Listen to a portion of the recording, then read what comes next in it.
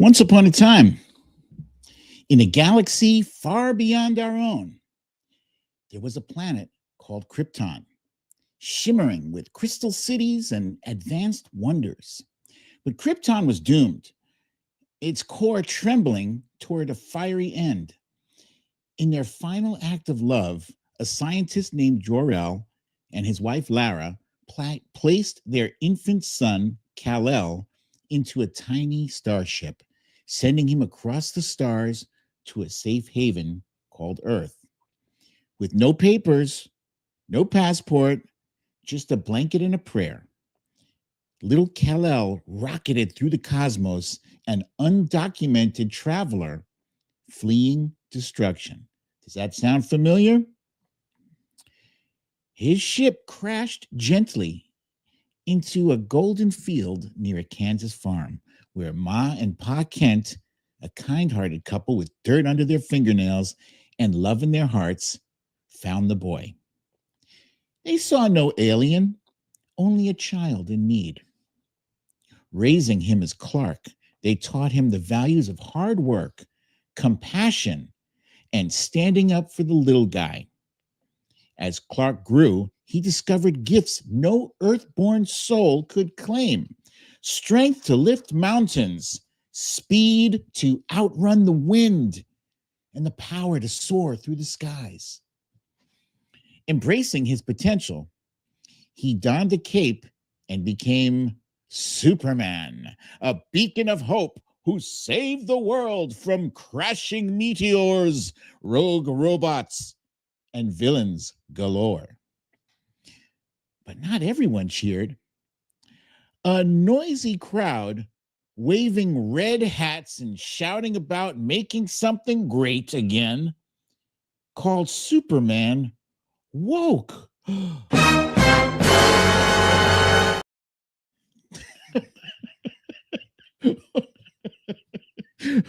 Why? Because he was kind, because he listened to people's fears, because he fought for the powerless, immigrants, outcasts, and underdogs. To them, his heart was a weakness, his compassion a crime.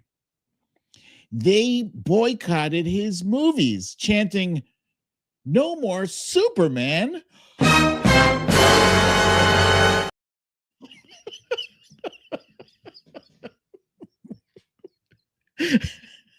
They cheered instead for Nazis in sharp uniforms and greedy billionaires in penthouse lairs, convinced these were the real heroes.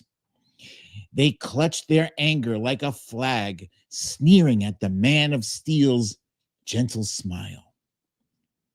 Yet the world kept turning, and Superman kept saving it. Cities threw parades, children laughed, and the skies glowed with his heroics. The boycotters? They stood outside, grumbling in the cold, missing the joy of every dazzling rescue. People pointed and chuckled at their sour faces, their signs sagging in the rain. "Look at them," folks whispered, "too busy hating to join the fun." And so, dear listeners, the moral of our tale shines bright. When you choose spite over kindness, you're the one who's left out, laughed at, while the world soars on without you. Embrace the heart of a hero, and you'll never miss the party. I got to tell you, ladies and gentlemen, I enjoyed that one more than usual, just because, I'm a huge fan of comic books in general, Superman in particular. I've been reading Superman comics since I was 5, I think, like when I was still learning how to read. My mom, bought me comic books to help improve my reading, and it did. But I enjoyed the stories as well, and I enjoyed the character Superman. I liked that he stood for Right? Back then it was truth, justice, and the American way. Now I hear it's truth, justice, and the human way. I don't care. It's truth and justice and humans. Who doesn't love humans, right? Superman became more inclusive, and that made the MAGA lose their minds. So I can't help I can't help but laugh at their twisting themselves into knots over basically just goodness. It's like a super good guy. Anyway, I'm going to get into that a little bit later. And there's some other stuff that's popping off that's brand new stuff. There is a rift developing in MAGA. And so we're going to get into that. We're going to get into a whole lot of other stuff. So I hope you're ready to get into it, because I am. Let's go.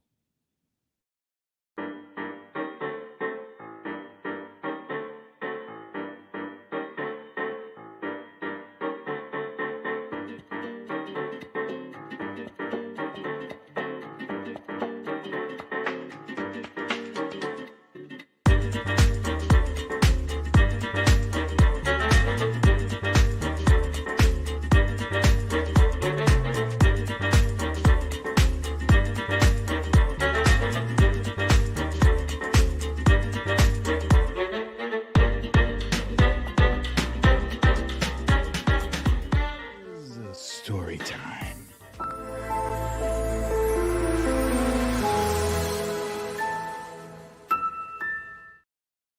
Welcome, ladies and gentlemen, to another episode of Storytime with BDD. I'm your host, BDD, aka Brooklyn Dad. Happy Friday, guys! Happy Friday, indeed. You know, when that song is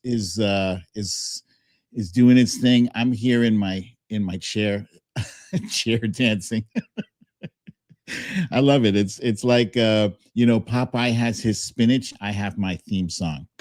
So yeah, here's a funny thing, right? By the time you guys see me, by the time I'm sitting in front of you and sharing the information, the news, and the entertainment I'm sharing with you, by the time I'm here, I'm fine. I'm smiling. I'm feeling relatively a-okay, but I'm going to be honest with you guys, like during the week, and I am always honest with you. Just let's clarify that. I'm always honest with you. But during the week, and even during this day, during every freaking day, I'm going to admit this Trump administration is rough. It's very rough. It's chaotic. And frankly, it's scary.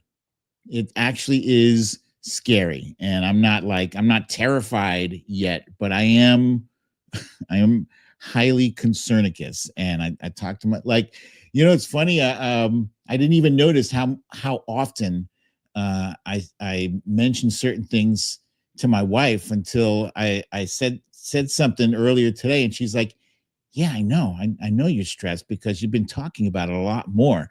And, she was with me through the previous administration, his first time around. And this one feels a lot worse and a lot more chaotic. And there's less control. It feels like, we're spinning out of control. Anyway, before I jump on into that, just let you guys know we are going to get through this together. It feels crazy and it feels scary, but together we will get through this. Let me say, hey, there is Zelda at the tippy top. I see you back on your perch, followed by Jas. Let's see, who else do we have here? Jeannie Smith says, aloha from Alaska. Hey, we got more folks from Alaska. That's cool. Where is Alaska Cindy? That's that's who we need now. Alaska Cindy. Joanne Kennedy, there she is. Let's see. Ness from Connecticut. Patrick let me see if I'm pronouncing this right. Sassier. Am I pronouncing that right?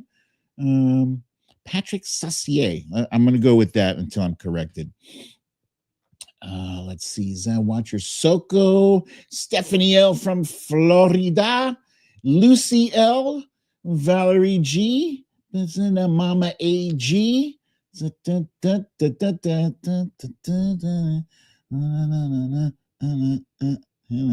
Hang on, this is my scrolling music. For those of you, I've seen some new names up there. Welcome to you folks here. Watcher Soko. I see a Cindy C.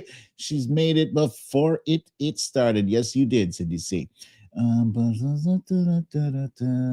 This is my scrolling music. And yes, Watcher Soko wanted to know, has BDD changed the time of the show? Just a minor tweak to see if it makes a difference, to see if this works out better for the audience in general. Cecile Kazemi is here. Let's see. Bernadette H is in the heezy. Jim Decker says, hi, Zelda. Jim, Zelda has a ton of fans in this room. She has almost as many fans as I do. Let's see. Monique Lee is here. The Observer, bam, is here. Let's see. See, I know what happened. Zelda brought a ton of her friends. Thank you guys for showing up. I appreciate it. Glad to have you here. I hope you enjoy the show. Jason Webb is with us here. Tracy M, a.k.a. Nurse Mitch, is in the house. Laurie B is here. Cora Jojo 96 is here. That was a fun name to say. Cora Jojo. Tina Bradford is here. It's okay. Now this one, Ola Pinter DB. One of the best storytellers and great parody. I thank you. I thank you for that. And CJ hates Maratako. Better late than never, my friend. Glad to have you here. Foxhill Dreams is here. Okay. Let me go ahead and jump on into this stuff because we do have a bunch of stuff to cover today. So let's go ahead and get started with what I like to call the stories of the day.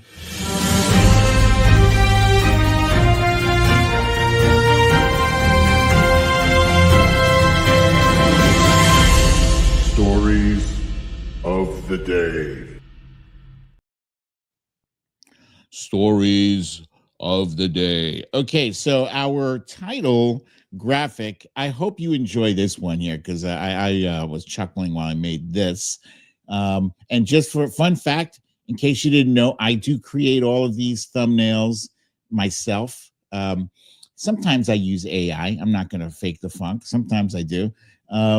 This one happens to be AI because I myself couldn't Photoshop Trump as, you know, his closer to his true size as opposed to what the White House posted of him looking like Superman, a svelte, 190-pound Superman. That's some bullshit.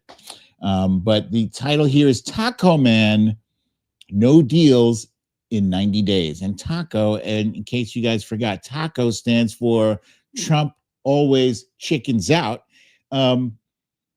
And he had this big thing about 90 deals in 90 days. Well, 90 days passed just a day or two ago, and we got no deals. Not even not even 9 deals. It would have been something if he was able to scrape together 9 deals. Why would you make a boast to say that you could do something that you can't do?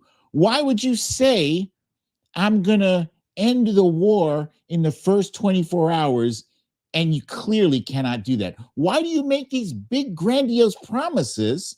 Why do you promise 90 deals in 90 days? Makes no sense. So that's one story. Another one is he promised that he was going to release the Epstein files, the client list. this this story has some legs. There's some major contention around this issue where you have Dan Bongino, aka Toasterhead, threatening to resign unless Pam Bondi is fired. I'm already loving this story. I love it so much. Story I do not love was a major story this week. It was terrible, tragic flooding in Texas. Over 100 Texas residents perished in this flood, and they're still looking for. They're now in recovery mode. They're still looking to recover, and I'm going to talk about why this story matters in how we fight Republicans going forward from here on out. And of course, this one is fun. I believe that some of you may be able to guess what Donald Trump's dumbest statement of the week was. Dumbest statement of the week. I'm curious to see if anybody can guess correctly which statement it was. There's so many to choose from, but there really is only one that stands out as like, holy shit, that was dumb. Let's see. Make sure if this is your first time here, so a bunch of Zelda's friends, you know what to do. You hit the like button, you hit it looks like the thumbs up, but more importantly, make sure you hit the subscribe button, and there should be a little bell. The bell is the notification thing, so that when these things go live, when I drop content, new content, you will be notified immediately. You won't miss a thing. Okay.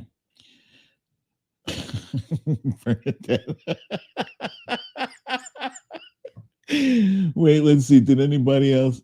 Yeah, so a bunch of you guys, guessed. Wait, yeah, Bernadette, looks like you guessed it first. Trump Reaper was close. Did he say I'm a genius? He always says that. He's an idiot. Oh, here's a good one here. $9.99 gas. That shit burns me up. That like really nobody calls him on that. Oh, this one was a good one, Cindy C. Actually, I don't know. Why don't you tell me? You know, I'm going to say this one is the runner-up for stupidest comment. I don't know, but it was disrespectful and stupid. I can't stand that dude. Hey, Jenny Rayner, my friend, thank you so much for the kind donation. And she says, the orange turd is the biggest dunce alive. You will not find anyone in this room to disagree with you. All right. So let's see. My Substack, my latest Substack is titled, They're Just Criminals and Other Lies Your Family Believes. And it talks about the myths. I need to get closer here. The myths fueling Trump's deportation agenda are tearing communities apart. Here's how to confront the racism next door. So what's that talking about, folks, is that, we all know people, whether it's our neighbor, whether it's our family members, friends, co-workers, whatever. We know people who, bought the whole Trump philosophy. And by the way, philosophy, my buddy Philosophy is here. There he is. Welcome back, my friend.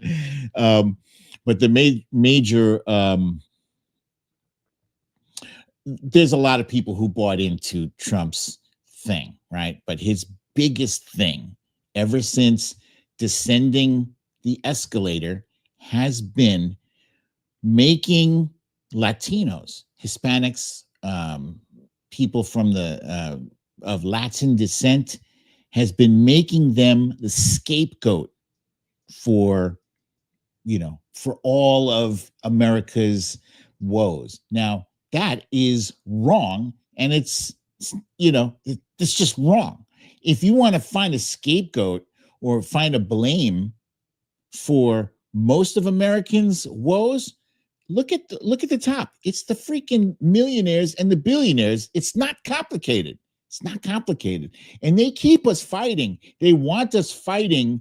They want black fighting white. They want straight fighting gay. They want Christian fighting Muslim. They want Jew fighting Muslim. They want us all going at each other so that they can sit back and reap the benefits of that discord, right? But let me get into it, right? Because Donald Trump didn't just become popular overnight, and it wasn't because of his hotels. It wasn't because of his show, The Apprentice. Partially it had to do with racism, but it was like a very low grade racism. Maybe bigotry. Let's say it was bigotry, right? I have some quotes here on the screen. You're forgiven if you can't read these. I'm going to read these out to you. These are some quotes, right? Just pay attention. You might recognize some of these. You're in America now. Speak American. Why should I have to press 1 for English? You wouldn't have won with those millions of illegals. You wouldn't have won if you didn't have those millions of illegals voting. They're taking our jobs. Go back to your country. Think about what they did to Laken Riley. I don't have a problem if they're here legally. I voted for Trump to deport all illegals. If I had $1 for every time I've heard someone repeat any of the above resentments, I'd be a millionaire.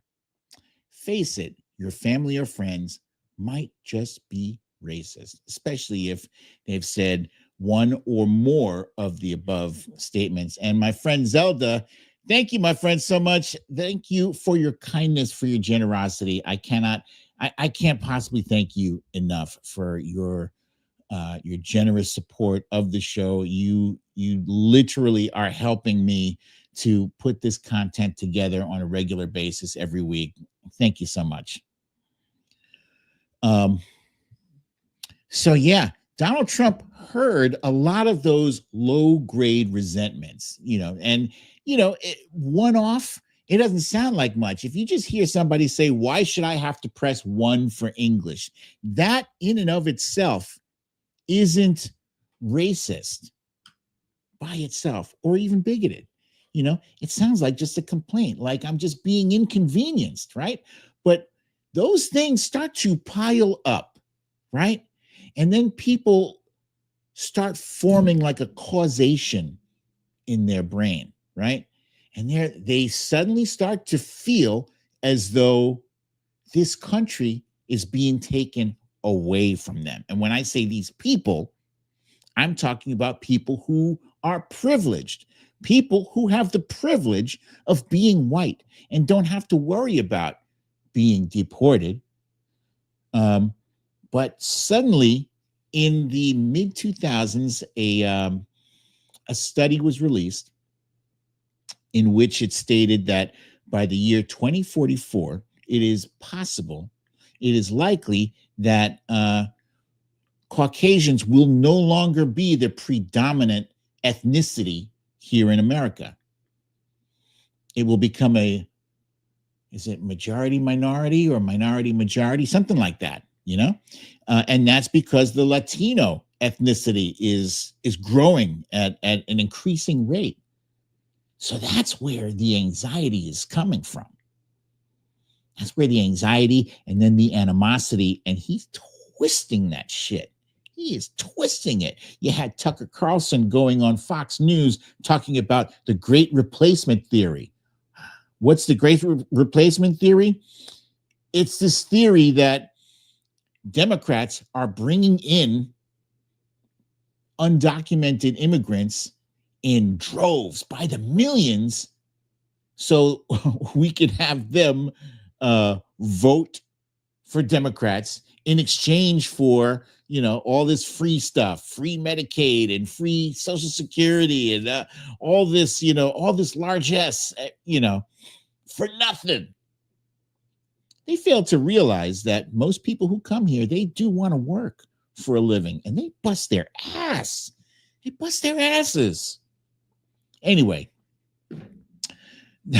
that's what my Substack gets into there. So I highly recommend you check it out. And there is also a show. Oh, and this is a good one too, Jenny. You're absolutely right. They are against mixed race as well. That's another complaint I hear. Why do you have to have so many mixed race couples in commercials? That's another one I hear a lot. So JoJo, you guys know JoJo from Jers. She and I are doing a Substack show on Thursdays. It's either at 2:00 or 2:30, depends, because sometimes she has a busy schedule. Sometimes I have a busy schedule, but it's going to be either 2 or 2:30. So make sure you're subscribed on Substack. We go live and we kick the Willy Bobo there, and we do some fun stuff. So definitely check us out there. There she is, and there I am on the left, and I actually do have a video. Let me see if I can play. This is a short clip of our discussion. You care that they're brown people who don't speak the same language as you. That's what the hell you care about. And that hatred, it's not going to be solved by a bill. It's not going to be solved by deporting millions of people, the way they're going about it now. Because ultimately, they're going to turn their gaze elsewhere. Oh, sure, right? Of course. When they're finished deporting 20 million people or whatever, who's next? Right? And then you go to that poem. First, they came for the trans people, and then they came for the undocumented immigrants. So who's next? So we have to absolutely take a stand against this bullshit. Yeah. Absolutely. And she's great. If you guys don't already know JoJo, she is on top of her game. She knows her stuff. I've had her here on Storytime quite a bit. I would definitely have her back at some point. And just a couple of days ago, my wife and I went to see Elvis Costello. Fun fact, Elvis Costello is one of my all-time favorite singers, artists, I guess. He's not just a singer. He's a musician. He's an artist. I'm going to call him an artist. One of my all-time favorites. I think I probably have most of his 29 albums. And so I did go to see him perform. And the brother is sharp. He's excellent. And he does not, he is anti-Trump. He does not like Trump or Kid Rock. He cracked some joke about the slumlord from New York, and he talked about how Kid Rock sold him some fake red shoes or something. It was very funny. So I had a blast there. I don't spend all of my time on politics. I do manage to get away sometimes and enjoy myself. So yeah, this was a blast. So yeah, let's go ahead and get into it. First, a few little tiny tidbits, right? You may or may not have heard that if you've flown anywhere since 9/11 or since that year, the year after, you notice that you've had to take your shoes off before going through security. It's been such a long time that we've been doing it. It would seem weird to not have to do it. Like, I do have TSA pre-check, so that does not require me to take my shoes off. But we started doing that because there was some dude, he was a terrorist. He later became known as the shoe bomber. He rigged his shoes to explode. He was going to blow a hole in the side of the plane, but he was caught. He was busted. So ever since then, we have had to take our shoes off going through security. But now it's no more. TSA is ending that policy, and that's a cool thing. What is not cool is that I've heard right-wing influencers and certain politicians suggest that they should do away with the TSA altogether. What? Excuse me? I beg your pardon? No. That's an idiotic decision. That's an idiotic idea. Ever since 9/11, there has not been another 9/11. You could say that since then, they have prevented, and they actually have prevented, multiple possible attacks on our country. It's working. If it ain't broke, why do you want to fix it? I'll tell you why they want to fix it. It's because they want to privatize. They want to privatize that. They want to privatize. Pay attention, folks. Pay attention that the Trump administration and Republicans want to privatize as much as possible. Why? Because they have a lot of rich friends that own a lot of shit. And if they can get these things privatized, then they're going to get a cut. It's that simple. It's that simple. The prisons, the private prisons, they get a cut. For every time someone gets detained by ICE and they throw them into one of those detention facilities, that shit costs $120,000 taxpayer money. And you know who gets a cut of that? Donald Trump. So, yeah, pay attention to the privatization thing. Anytime you hear somebody talk about privatize it, pay attention. This is probably the funniest thing I saw this week. If you're on Twitter, you have probably come across tweets from this guy, Nick Adams, who calls himself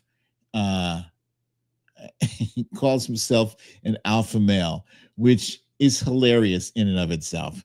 This guy is so over the top. He is such a sycophantic ball licker.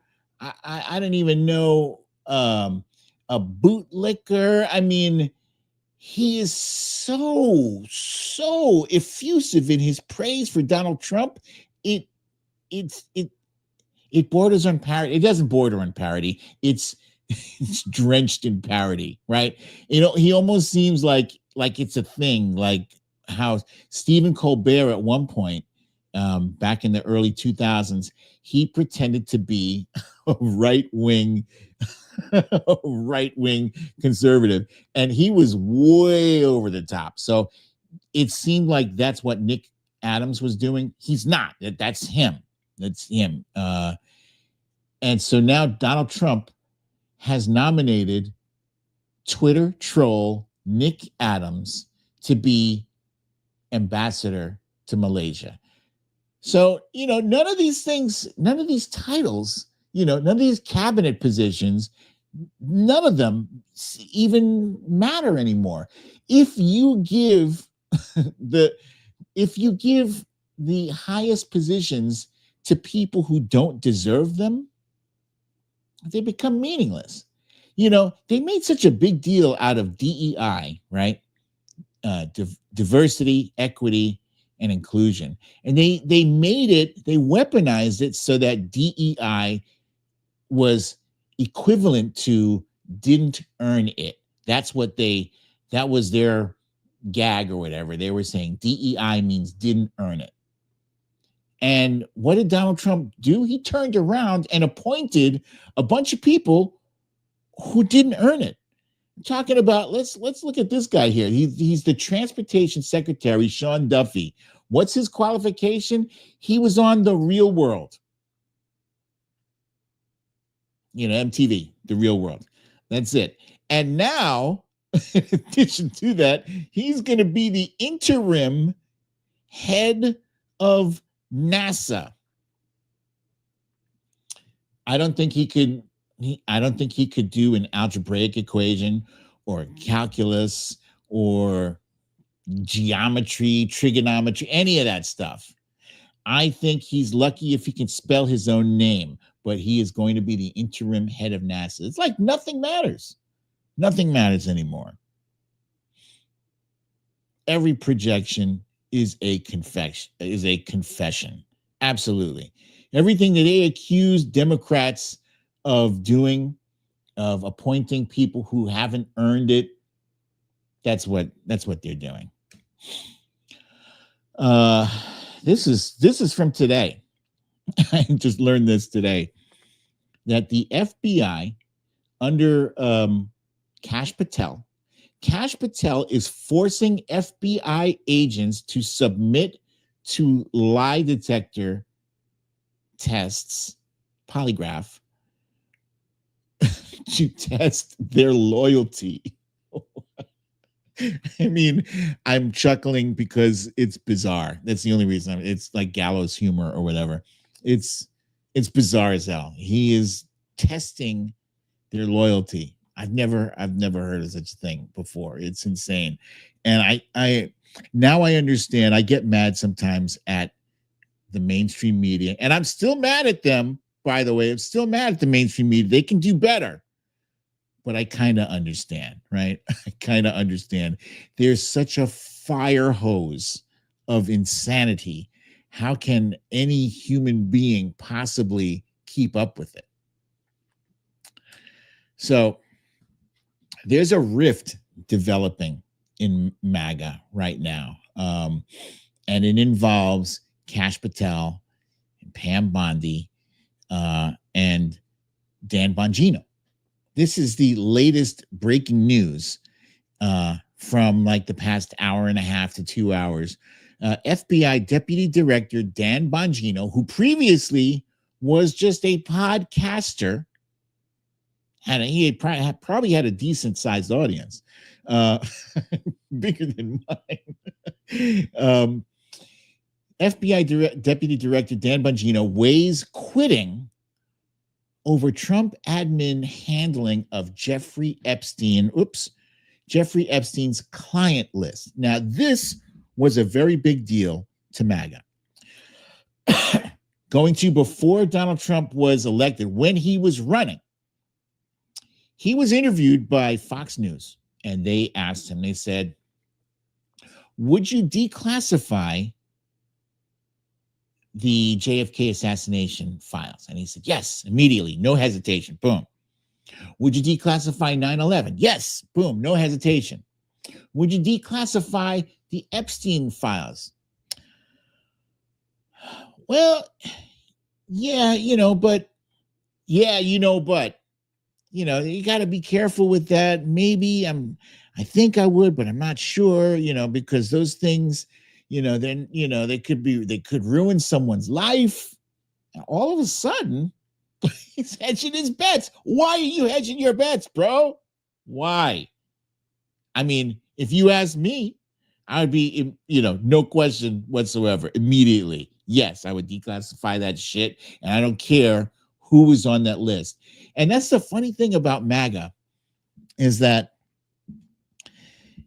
they are only interested in the Epstein client list. And when I say interested, they're interested in it the way a fish is interested in being in water, the way a bird is interested in flying, the way you and I are interested in oxygen.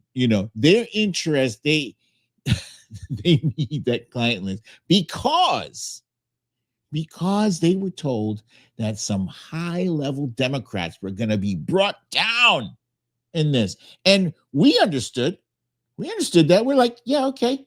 We it doesn't matter what their party is. If they're a pedophile, if they are hurting children, nope. They got to go down. Doesn't matter what party they are. But MAGA, they're only interested if it takes down Democrats. They don't care. If it's a Republican that's guilty, well, that must be fake news. It's Democrat, they're guilty. So anyway, earlier this week, Donald Trump had a cabinet meeting, and his cabinet meetings are weird. They're like everything else. They're weird because they're like praise sessions, right? They sit down and they take turns kissing his ass, and telling him nice things about himself. It's the weirdest shit. It's weird. You never saw Joe Biden doing stuff like that. He doesn't need it. And then there came the part where he's answering questions now. And when I say answering questions, I'm using that term lightly because he doesn't really answer questions. He gets asked questions and he says something back. But the thing he says back is often not an answer to that very direct question. It is whatever the hell he wants to tell them. Whatever the hell lie he wants to sell. That's it. People are like, oh, look at him. He spends an hour.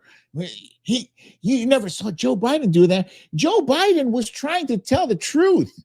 You ask him a question, he's trying to give you a truthful answer.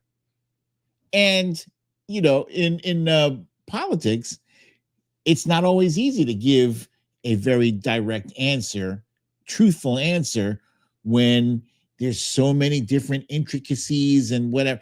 So Joe Biden was constrained by the truth. But Donald Trump, he's not constrained by anything. He can tell you whatever the hell he wants to tell you, and you will just accept it because there's nobody fact-checking him. That guy, Daniel Dale on CNN, he doesn't even fact-check him anymore. There's no more fact-checking. And it's weird because if I was in charge at MSNBC, I would be like, okay, if we're going to cover this thing, I want all of his lies accessible by button, right? We know what lies he's going to tell. We know he's going to tell that $1.99 gas lie, right? So have that thing queued up in a button. Just hit the button when he tells that lie, and a box appears on the screen and says, this is a lie. Gas has not been $1.99 anywhere in the United States since 2003. Something. How hard is that? You know what lies he's going to tell. Anyway, I digress. So anyway, in this in this cabinet meeting, a reporter did ask him about the Epstein files. And actually, he didn't even ask him. He asked Pam Bondi about it. And Donald Trump felt compelled to interject. Not only interject, he looked like he was trying to throw everybody off the scent. Like, why are you even asking? Why do you have the audacity to ask about this? And that's when the shit went off the rails. So I'm just going to play that. Here we go. It's right here. Jeffrey Epstein, it left some lingering mysteries. One of the biggest ones is whether he ever worked for a American or foreign intelligence agency. The former Labor Secretary, who was Miami U.S. Attorney Alex Costa, he allegedly said that he did work for an intelligence agency. So could you resolve whether or not he did? And also, could you say why there was a minute missing from the jailhouse tape on the night of the death? Yeah, sure. If Pam, could I just interrupt for Sure. 1 second? Are you still talking about Jeffrey Epstein? This guy's been talked about for years. You're asking, we have Texas, we have this, we have all of the things. And are people still talking about this guy, this creep? That is unbelievable. Do you want to waste the time, and do you feel like answering? I don't mind answering. I mean, I can't believe you're asking a question on Epstein at a time like this, where we're having some of the greatest success and also tragedy with what happened in Texas. It just seems. Let me just stop right there, because the rest is nonsense bullshit. But he's complaining. You have the nerve to ask about Jeffrey Epstein when we have Texas going on and this and that going on. Meanwhile, he didn't just not talk about Texas. He talked about things like the gold foil. He spent 5 minutes asking reporters in the room, do you think I should try to match a gold paint for the ceiling there? I kid you not.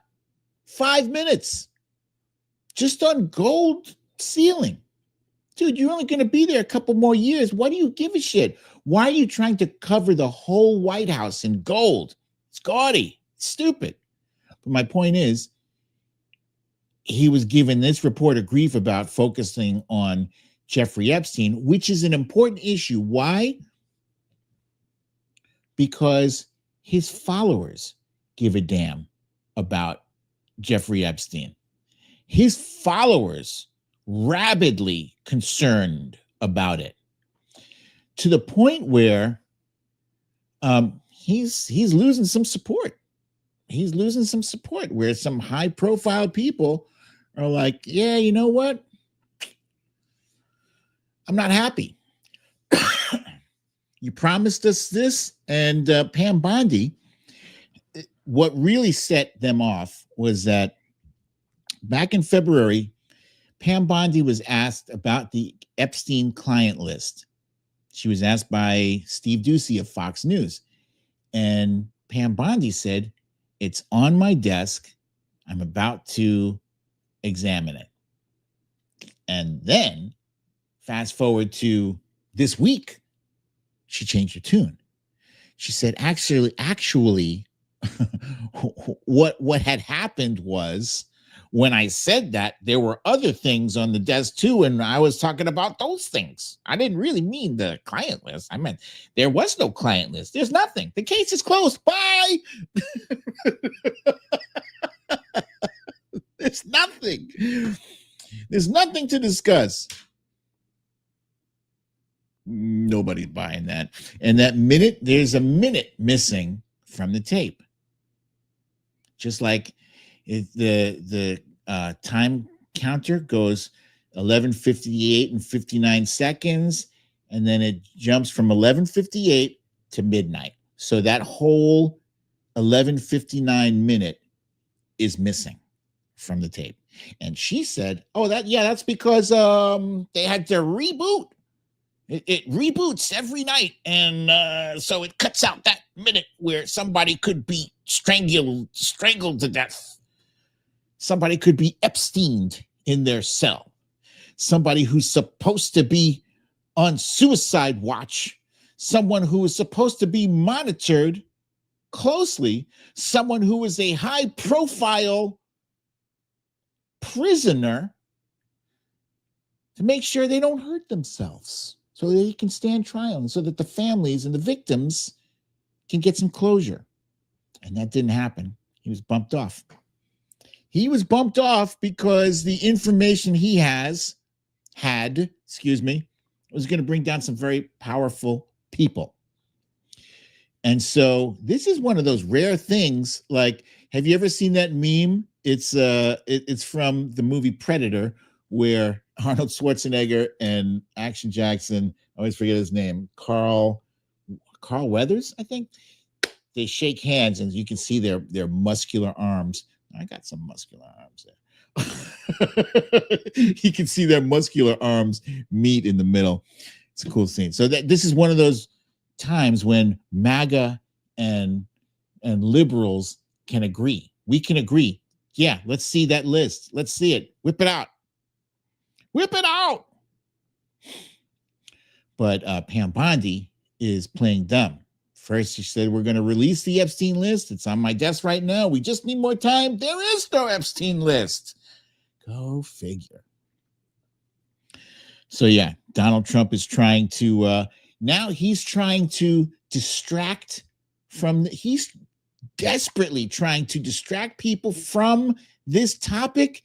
He has his DOJ now going after James Comey and John Brennan to reinvestigate the 2016 election, not the 2024 election, not even the 2020 election, the 2016 completely irrelevant to anything election. That one that was already investigated. They want to investigate it again. That's some bullshit. So yeah, there's a lot of look, squirrel. There's a lot of that kind of distraction shit going on. But stay focused, folks. Stay focused. So let's talk about these tariffs. Donald Trump is, tariffs on, tariffs off. I don't understand why anybody in their right mind would believe a damn thing that he threatens or he promises. There's no reason to do either. Oh, wait, before I advance this, I do want to share with you guys, this was actually a very interesting clip. I enjoyed this greatly because these are right-wing podcasters who were big fans of Donald Trump, and they are disillusioned and they're not hiding how salty they are about it. So enjoy this. You're asking, we have Texas, we have this, we have all of the things. And are people still talking about this guy, this creep? That is unbelievable. Do you want to waste the time and do you feel like answering? I don't mind answering. I mean, I can't believe you're asking a question on Epstein at a time like this where we're having some of the greatest success and also tragedy with what happened in Texas. It just seems like a desecration, but you go ahead. Sure. First, to back up on that, in February. So we're stupid. Yeah, we're the fucking idiots, guys. Just to let you know, I mean, we're look wasting at time. us. Yeah. I mean, that's a good point. That is, like, in all seriousness, that is I think what is enraging people right now is it's insulting our intelligence. Like, obviously the intelligence community is trying to cover it up. Obviously the Trump administration is trying to cover up. Something changed because they ran on this idea of exposing it. Insulting the intelligence, just so you know, has been my biggest gripe about Donald Trump since 2015. Since before then, since the Obama birth certificate thing, insulting our intelligence has been my gripe. But these guys are only just now, 12 years later, catching on that maybe Donald Trump is not truthful 100% of the time. Yep. All these guys had great ideas. Cockeyed Cash, Dan Son, he Bongino. had clips, dog. He had bars. He was ready to tear it all down. He was ready to tear down the entire FBI office. Shut down the Hoover building day one. Day one. That bitch still standing. And then he goes on Joe Rogan and he's like, listen, do you think if I had it, I wouldn't share it with you? I do. Yeah. I do. I do believe that 100%, especially when you're staring at me like this, telling me that. How cockeyed is he? You've said this a few times. Can we get a photo of him really quick? Once you protect pedophiles, you are the most cockeyed person in the entire world. I never called him cockeyed Cash he couldn't before see this. all the other people raping the children. He could only see Epstein. He's just staring at the bridge of his nose. Like, I don't see anything over here. I watched all 3,000 hours of footage. Yo, maybe I'm wrong on this, but you keep talking about this Epstein. They keep talking about this Epstein list. I got the list on my desk. Now they're saying nothing happened. So one of two things in my mind is possible. One, you're covering it up, or two, nothing really happened and you exploited the rape of thousands of children to get your man elected. So which one do you want here? Yeah, they are not pleased with this. And mind you, yeah, you could minimize this and say there's some very funny there were some very funny comments those guys made there. Cockeyed Cash was one of them. You could say that they're just podcasters, but in nowadays, podcasters do have some clout. You know, they get people on their shows, like Joe Rogan, for instance, is probably the most clouted podcaster. But these guys, it's a show called Flagrant. It's the Flagrant podcast. I was actually entertained by that a bit, and I saw that that Pete Buttigieg was actually on their show for 3 hours straight without taking a break, and I think that's impressive because most people they do cut, you know, they do cut and they take a break.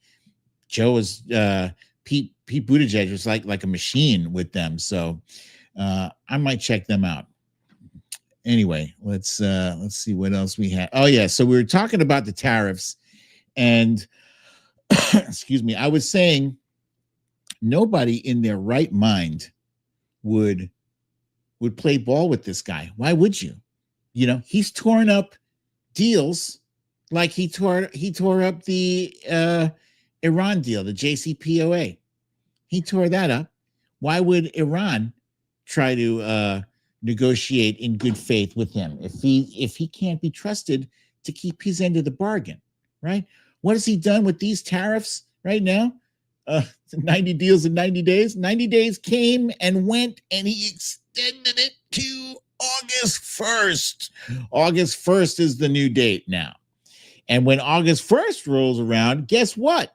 He's going to extend it again. Why? Because these deals take time. These deals take time. When he negotiated the last deal, damn it, I think it's the USMNT or something like that.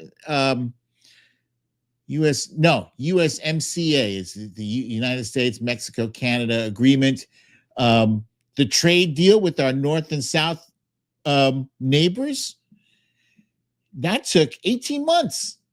18 months to hammer out. So why are you doing this? Why are you saying 35%? You know what? More tariffs for you. Off with his head. Tariffs for you. Dude. The market does not like this uncertainty, and our trading partners don't like this uncertainty. And if you keep fucking around, they're going to find somebody else to trade with. This is a funny picture right here. This is on the left. There's the letter from the White House to Mr. Japan. Jerk. Mr. Japan. And it looks like he had a lot of input in this letter, because there are things that are capitalized that shouldn't be capitalized, and things that are just worded weirdly. And so on the right there, you see there's a whole lot of red marks there. That's the embarrassing state of affairs. You submitted a letter to a world power and you didn't proofread it. You let it go out just like that. You got nobody who knows how to use spell check on Microsoft Word? Come on now. Come on. So yeah, trade deals. This is an article from the Council on Foreign Relations.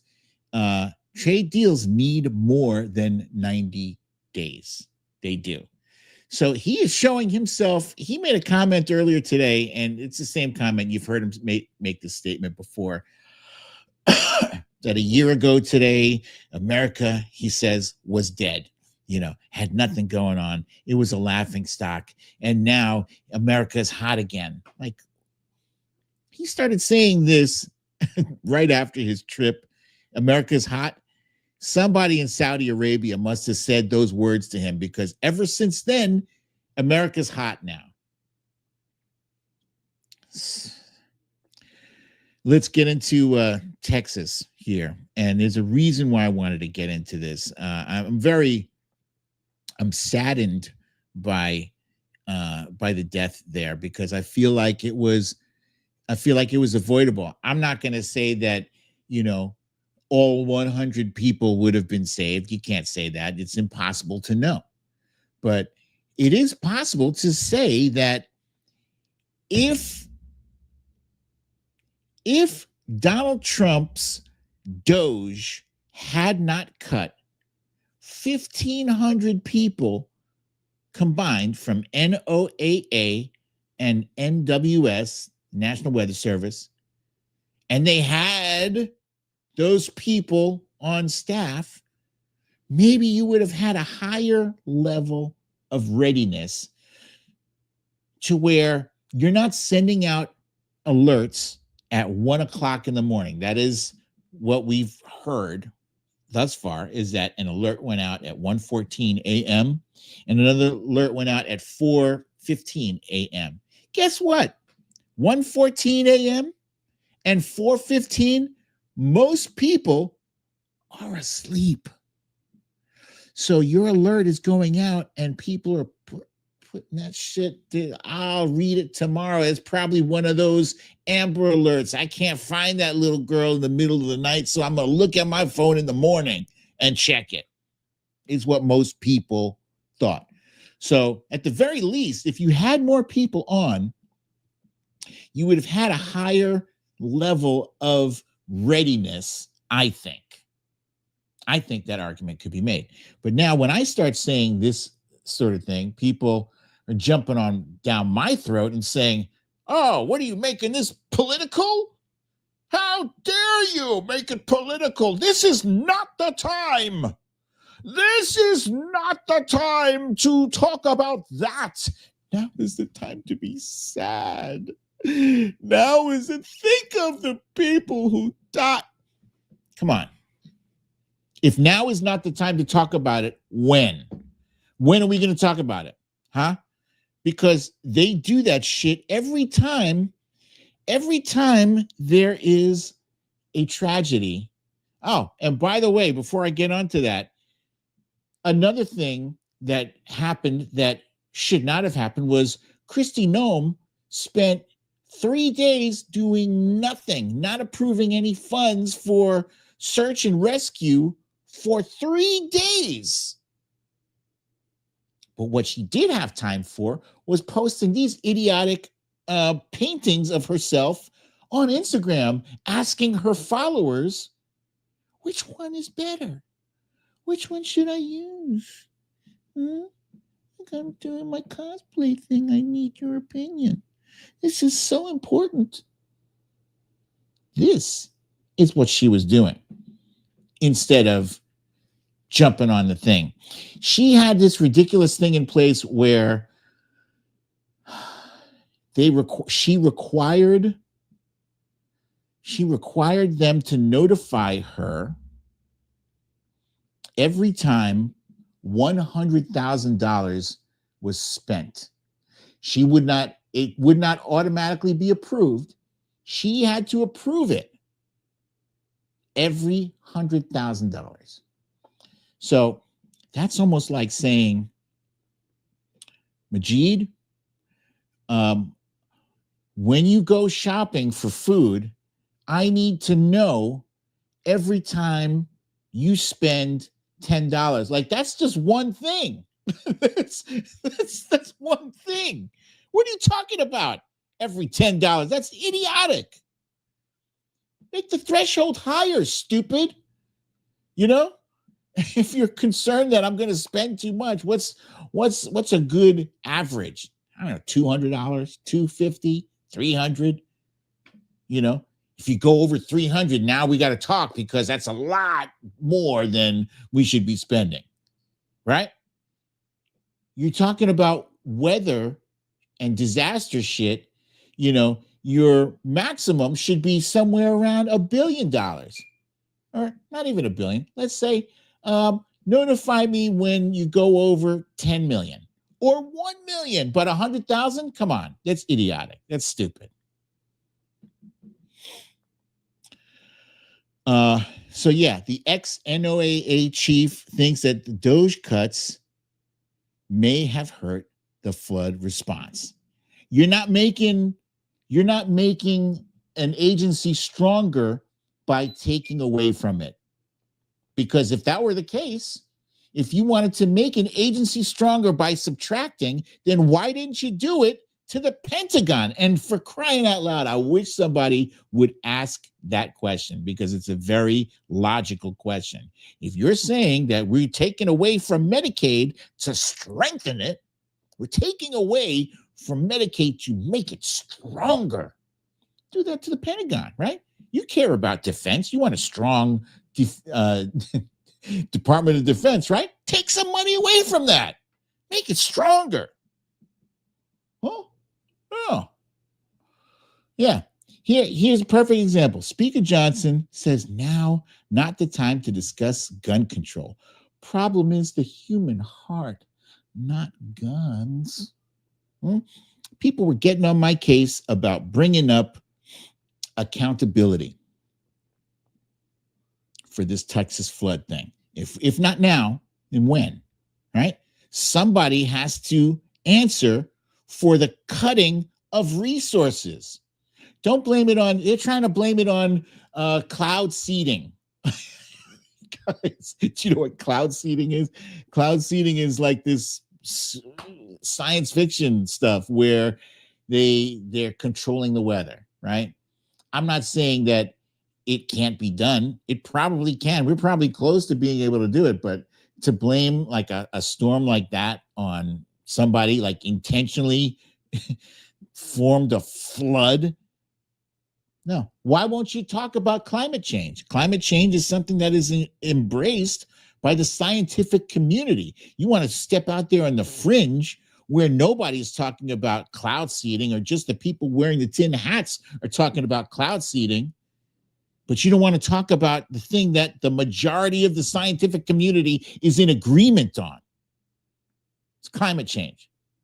Talk about that. Talk about how we are getting more and more historic storms, historically deadly storms, more of them and stronger. Talk about that. Get the hell out of here with that cloud seeding bullshit. It's nonsense. It's nonsense.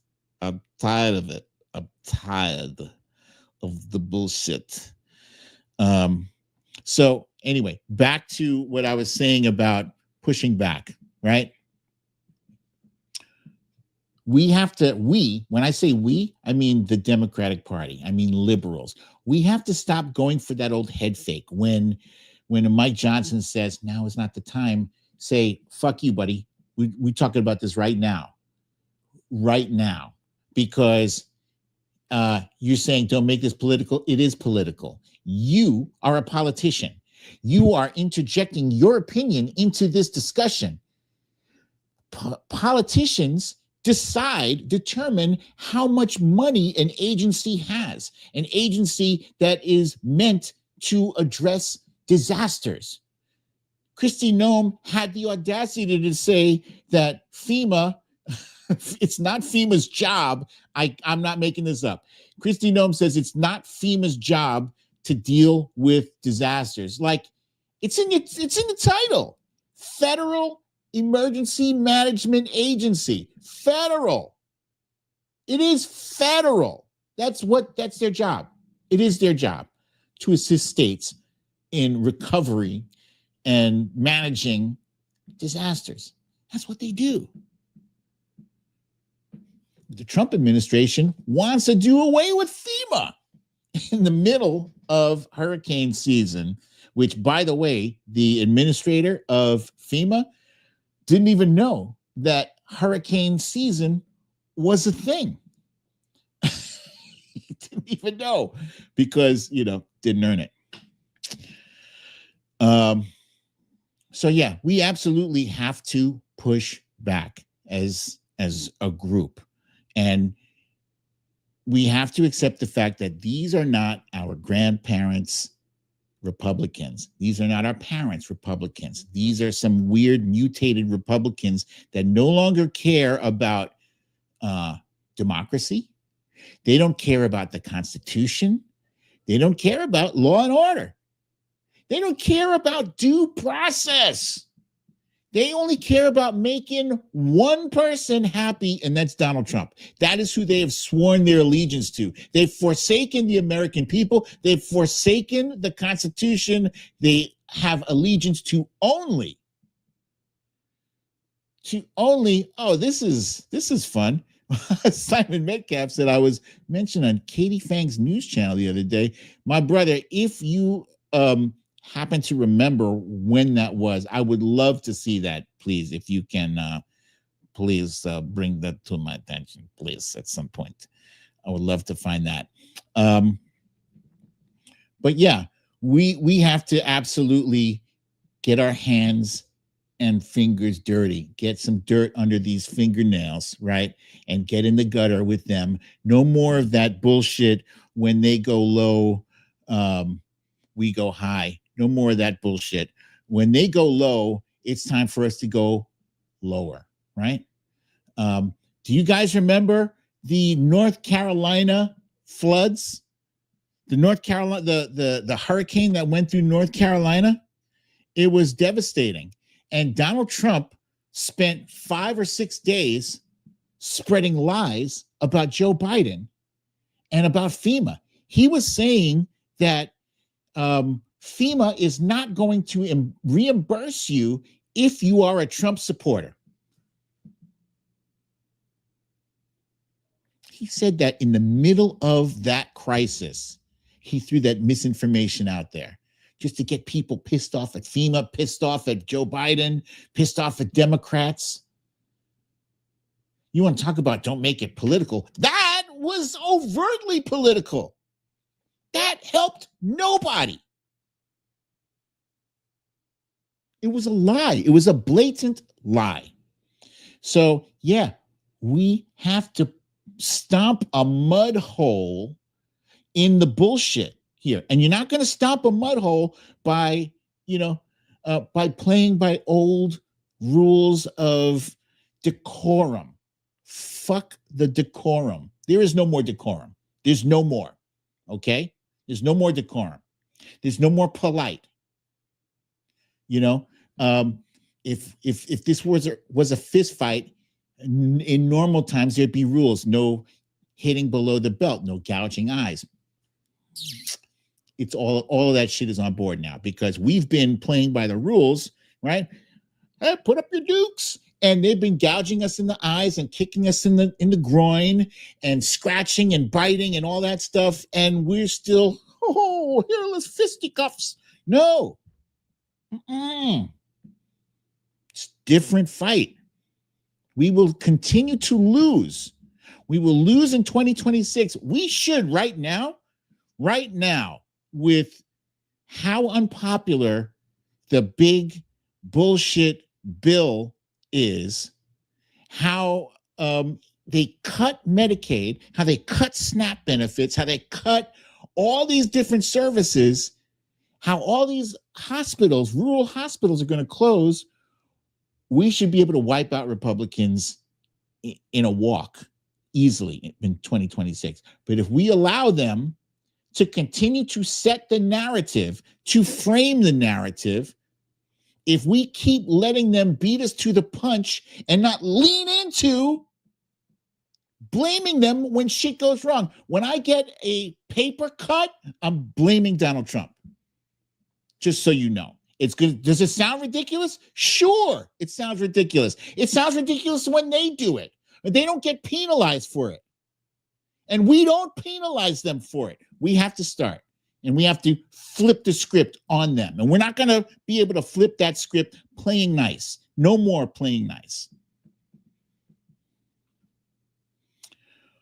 Where the hell was I? Oh, look at this. Let's talk about the let's talk about the ICE raids, right? These ICE raids have me very, very concerned. First of all, I'm an American citizen. I was born and raised here. I have a birth certificate, social security card. I'm not worried. Well, I am worried. I am still worried because I am a vocal opponent of Donald Trump.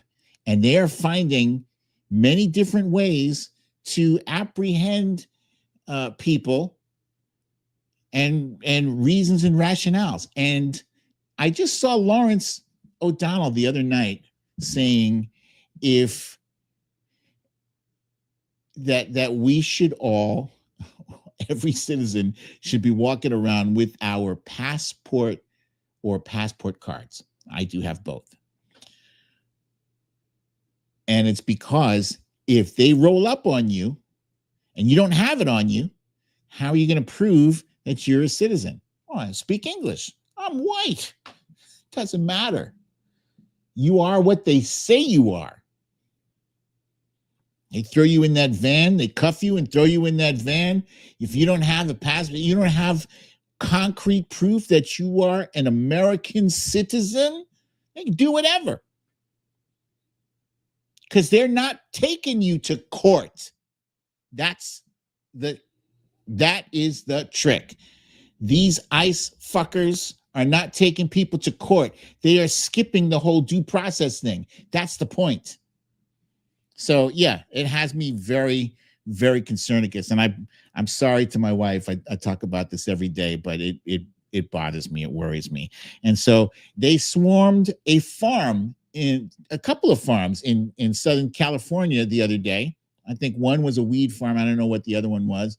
And they're going after farm workers. Not the worst of the worst. They said they were going after the worst of the worst. And when I say that, they were repeating it. Every single Republican on TV, on Fox News, on OAN, on Newsmax was saying we're going after the worst of the worst, the worst of the worst. It's like they send out an email at the beginning of each day with talking points, and you get and you get penalized $10,000 if you don't stick to the exact talking point, because they all stick to the point.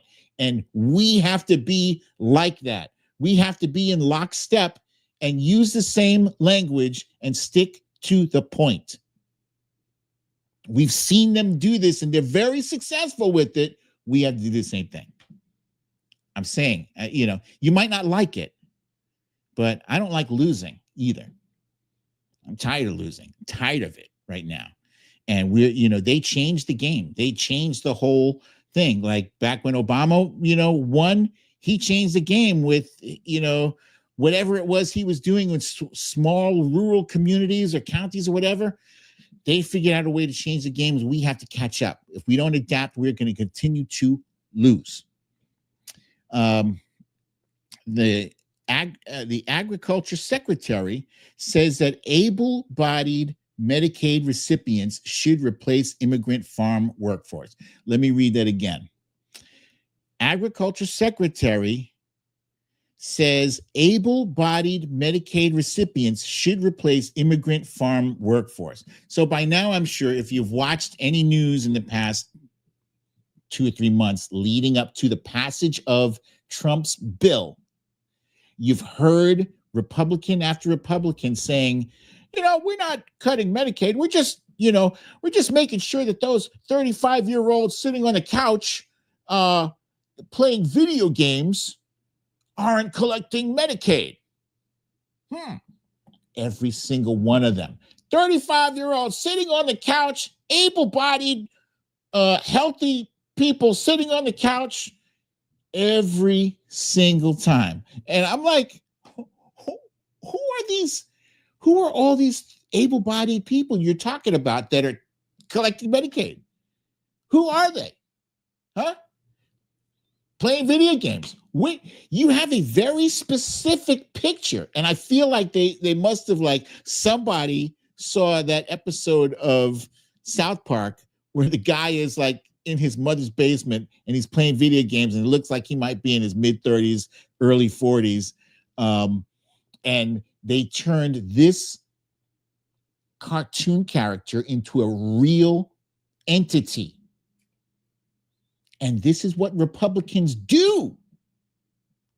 This is what they have been doing. This is what they beat us around the head with the last election, when they turned the trans conversation into, and by the way, that trans conversation, it wasn't us bringing it up, by the way.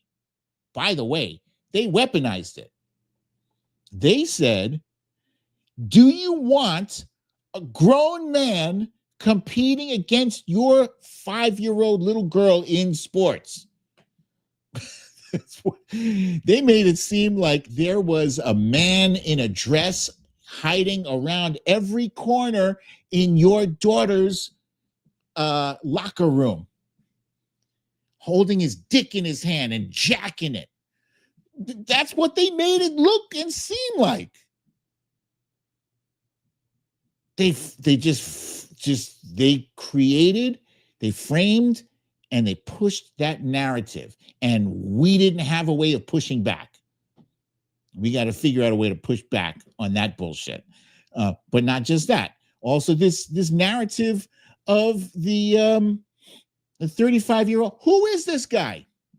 Who is he? Where did you get the data that led you to believe that cutting $930 billion from Medicaid was going to solve this issue? That there was $930 billion worth of lazy assholes who were able-bodied sitting on the couch playing video games. Where did you get that data from? Has anybody asked that question? Where are these people? How many of them are there? Can we get that? Or was it just a lie? And then we all just accepted that lie. Is that what happened? Come on now. And if you're not mad, you're not paying fucking attention, because these things affect real people. They affect real lives. This is a real bill.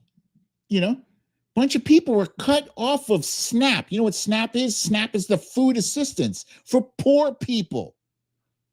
They did this so that billionaires could have an extra super yacht, could have an extra private jet.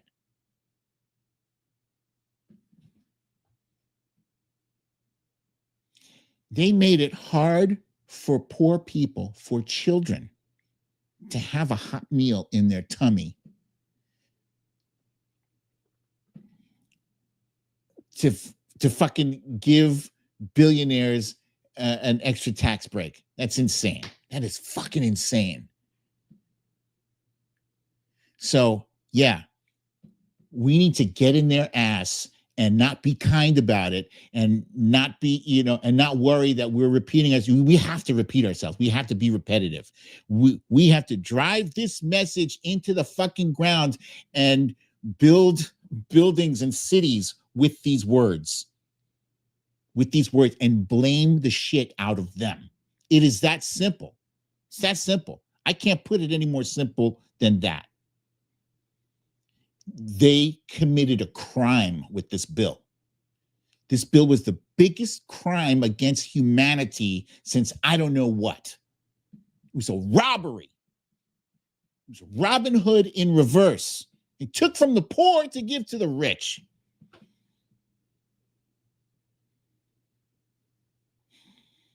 Look, was I on SNAP benefits? No.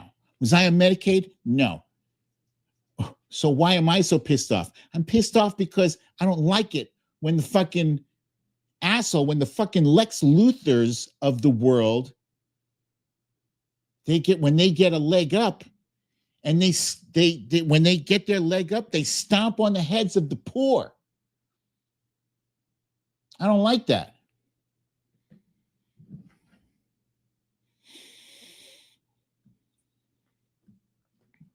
So today's a very different rant. Let's see, what else do I have here? Michelle Obama, why going high when faced with, I respect Michelle Obama, a great deal, but she really hurt us with that. When they go low, we go high. We got to throw that shit in the garbage. That does not belong in our vocabulary, in our lexicon, in our conversation at all. Trash that shit. It's gone. We're in a different reality right now. Very different. Let me talk about this Superman movie, right? So I got to see it, and full disclosure, I just finished complaining about Lex Luthor, and so full disclosure, I got to see an early advanced screening because I have an Amazon Prime membership, right? Guilty as charged. So in a way, indirectly, I helped finance Jeff Bezos's fancy wedding. I'm not proud of it, but whatever. It was the movie itself, Superman, a lot of fun. I loved it.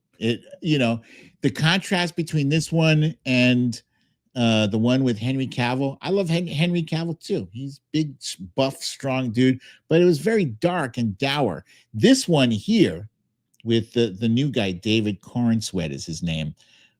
It's a lot lighter. It was funny.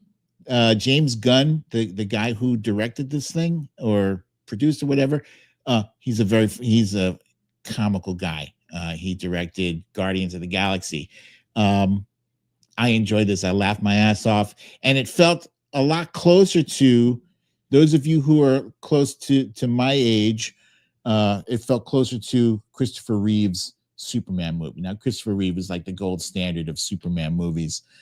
But this was very entertaining, and they had some great, hey, happy early birthday to my friend Simon in the house. Simon, happy birthday, my friend. But what made this movie even more entertaining was learning that MAGA was losing their shit because, I don't know, the word went out that Superman was woke. That he was woke because he was an immigrant. Guys, it's not new. It's not news that he is an immigrant. He's from Krypton. Where do you think he got his powers from? He got his powers because his planet was destroyed. His parents sent him here in a rocket ship. He landed in Kansas, but he didn't go through the legal process. His ship crashed. That's how he got here. But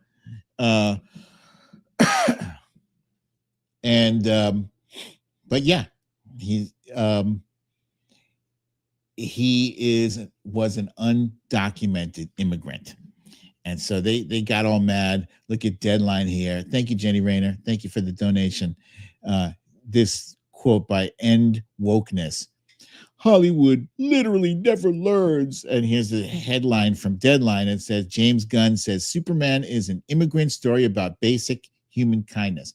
Why on earth would basic human kindness get you all up in your feelings? Why would you be upset about that? It's funny as hell. And then the Trump White House turned around and photoshopped Donald Trump into the Superman ad. It says the symbol of hope, truth, justice, the American way, Superman Trump. It's so ridiculous. I mean, he is literally Lex Luthor, Donald Trump, except without the brains and with only a fraction of Luthor's wealth. So, yeah, I highly recommend if you get a chance to see this in the theater. My favorite thing is to see it in the theater in the opening weekend because the electricity in the theater is palpable. You can feel the excitement, the anticipation. Everybody's anxious to see it. Yeah, so I plan to see it again. I gave it a 9.5 out of 10.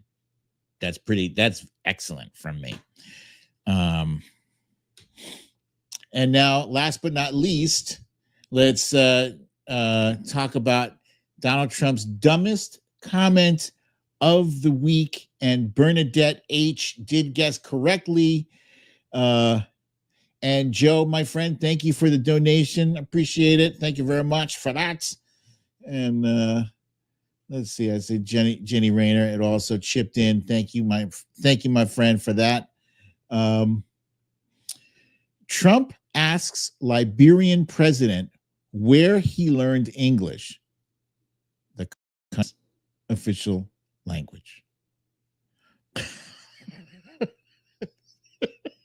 There's not a day that goes by that motherfucker does not embarrass us as a nation, for crying out loud. Let's see, where is it? Share screen, this one here. I'll play this one for you quickly here.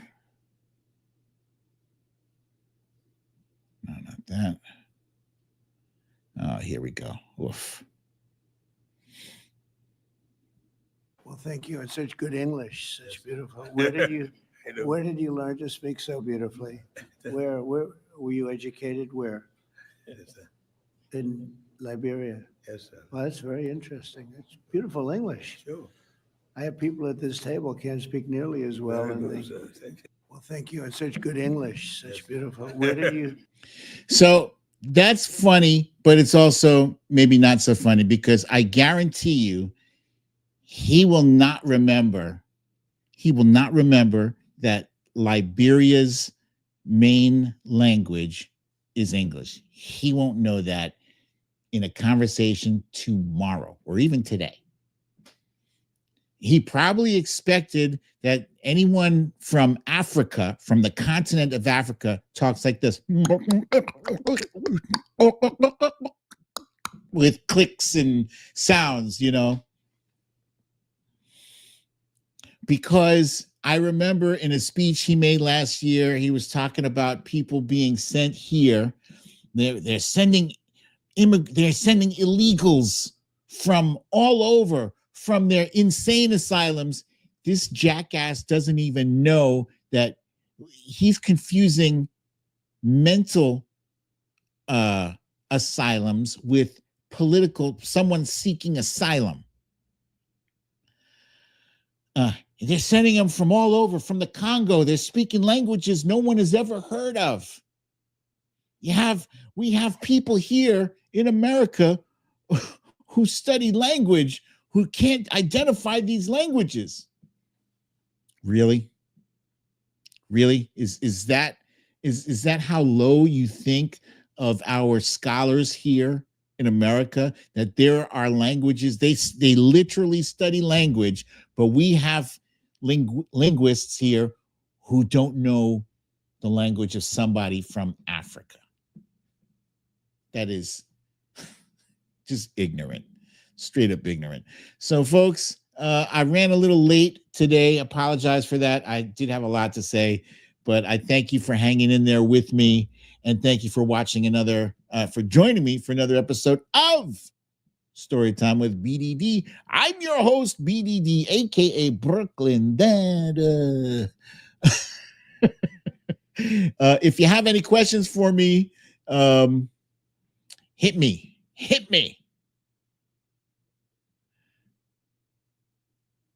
Yeah, languages no one even heard of. It's so ridiculous. There's so much stuff he says. Trump Reaper says that there are July 17th protests. That would be next Thursday? I'm unaware of this.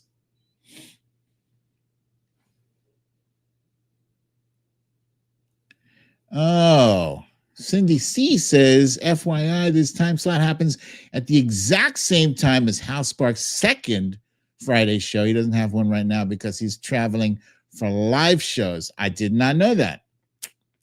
I did not know. So, yeah, I don't even know what to do. But that's food for thought there. I'll have to figure something out. I think there's enough room for the both of us, frankly. I'm not trying to step on his toes or anything. Nurse Mitch, thank you for the kind words there. Nurse Mitch. Simon Metcalf wants to know, did you see Trump's masturbatory press conference in Texas today? You know what? I missed that, actually. Thank goodness. Yeah, I missed it. I was busy doing prep for the show today. I guess I'll have to follow up, and they're all the same. They're all the same. You know, him praising himself. He probably dissed President Biden at least 20 times, at least. Called him incompetent, called him the dumbest person, the dumbest president ever. Stuff like that. I've seen enough. Lucy L says, BDD, what do you think Spanky McDumbass will do about Elon? Personally, I think that is a back channel thing that needs to happen. I don't think he really wants to have Elon as an enemy. I don't believe that Elon has the patience to really buckle down, and I don't think he has enough patience to buckle down to start his own political. Yeah, that was another thing that happened this week. These weeks are insane. Elon announced that he's starting his own party, the American Party or some shit. The South African dude starting his own party. Yeah, I don't think he has the patience to to sit with it and make it happen. I could be wrong. He has to be really, really mad to put the kind of money and time and resources into making that thing happen and making it successful. It's not as easy as just here's $10 billion. You know, it's a lot more involved than that. So I think Donald Trump will try to reach him through intermediaries and try to extend an olive branch behind the scenes so it doesn't look like he's coming back to Elon crawling on his hands and knees, but he will crawl. He will crawl because at the end of the day, I'd never seen Trump be so subservient to anyone as I saw him with Elon. So I think Elon kind of still has the juice. And I think if he wanted to step back into Trump's circumference, he could do so easily today if he wanted to. All he would have to do. I don't even think Trump would force him to publicly apologize. I think anyone else, except for Putin, anyone but Putin and Elon, he would make them apologize to him publicly. But Putin and Elon Musk are both, he's afraid of both of them. Oh, it's John Lewis Good Trouble protests. Thank you for that, Trump Reaper. Okay, my friends, thank you so much for the questions. I know that yes, more of you had some more questions, but I really do have to cut this and get my Friday on track and my pizza. You know, my pizza and my movie night. I don't even know what I'm watching. It's been a very busy week. But I thank you for joining me. I might slip back into 5:30. I might do another 6 o'clock next week. We shall see. I will keep you appraised in the situation. But in any case, I look forward to seeing you all here next week.